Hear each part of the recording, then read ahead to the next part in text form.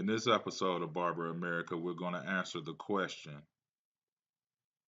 can I carry my barber tools on a flight? Once again, we're going to answer if you'll be able to carry your clippers on a flight. If so, how? And if not, why not? Coming up.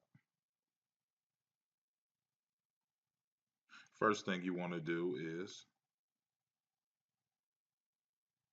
check with an airline to find out their policy. So I'm going with American Airlines because um, if American is doing it pretty much, it can be found across the board. Yeah. So once again, I Googled American Airlines. And now what I'm going to do is check their baggage policy. So now we're at checked baggage policy of American Airlines. As you can see, we came all the way through to check baggage policy. Check baggage policy, check baggage allowance. So we're going to scroll down.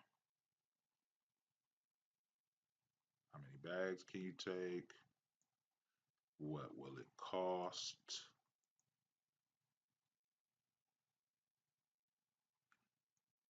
Okay, charges for different countries, domestic, which is US, Mexico, Caribbean, Panama, Brazil. Can't wait to go to Brazil. What else can you travel? What else can you travel with? Here we are. Here we are. Restricted. Restricted items. This is what we're looking for. Let's click on this. There are some items that are only allowed in checked baggage or your carry-on. Let's check out the restricted items of American Airlines. Okay, so we're trying to see if we can carry our barber tools. And so we come down, we got stuff like alcohol, beverages, over 70% by volume. Wow. Animal products, batteries. Okay, batteries could apply to us. But this thing right here, cutting instruments, man, let's click on this. Okay, examples. Example, allow for travel, notes. These are the three sections. Okay, let's go with, and here go the examples. Metal knives of any length or type, box cutters, ice picks, straight razors. Uh-oh, they hit us on the head right here, straight razors. These are examples, and are they allowed for travel in a checked baggage? Yes, they are. In a carry-on baggage, no. So in other words, you can't have an ice pick or a straight razor. No straight razor. Let's see. You can travel. Here is in the notes section. You got three sections, the example section, allow for travel section, and the notes section. So you can travel with plastic cutlery and safety disposable razors as carry-on baggage. You can travel with plastic cutlery and safety disposable razors as carry-on baggage. Okay, so you can have a disposable razor. I don't know many barbers that use disposable razors, but there are some. Let's see, straight razors. So a lot of times we can confuse straight razor with our razor holder. Okay, we actually use razor holders, and then we place our razor inside of our razor holder and create a straight razor. But uh, the actual straight razor is one unit, with the arm, the heel, and all the parts to the razor. Plus, the blade is fixed, and that's what you hone and strap. But it says here that straight razors are check baggage, yes. Carry on baggage, no. So that's important to know. Because I remember I was on a flight out of Cleveland one time coming back to Dallas, and I had a pair of 9-inch shears taken by TSA. I'll never forget those Afro shears. I loved them, man. They could just do anything, man, and they were just good at cleaning up at the end of my cut. They were awesome. I bought them at a Bronner Brothers convention. It was it was a sad occasion. And not only did they take them from me and they had to dispose of them, they threw them away in my face, and I missed my flight because I was running through the airport to get there. And it just so happened that they have a ruler. Um, it's in the TSA area. Whenever you bring in a knife or shears or any type of sharp cutting instrument, it's placed on this ruler, and you either pass or fail by how long it is. And my 9-inch shears just did not make the cut. No pun intended. And I missed those shears. I haven't been able to find another pair yet. Matter of fact, if you guys would know where some good Afro shears are, uh, send me some or hit me in the give me a good link down in the comments. If you send some, I'll review them. But anyhow, don't carry your long Afro shears on there unless you're gonna check them in. I didn't get a chance to check them in. I was running late for my flight, missed my flight, and lost my shears. Sad occasion. So now we know that straight razors are no good, and so are long Afro type shears. They are no good. So we checked those things. Now I wanted to go back to batteries. It was one thing that I saw. Now when you think about it here, you got 9 volt. All of these are allowed for travel, yes. But our different clippers, especially our cordless ones, they have lithium ion batteries. So I was reading this over here in the notes section. Please remove batteries from your devices in your check bags and put them in your carry on in separate plastic bags. Let's move on to the battery section.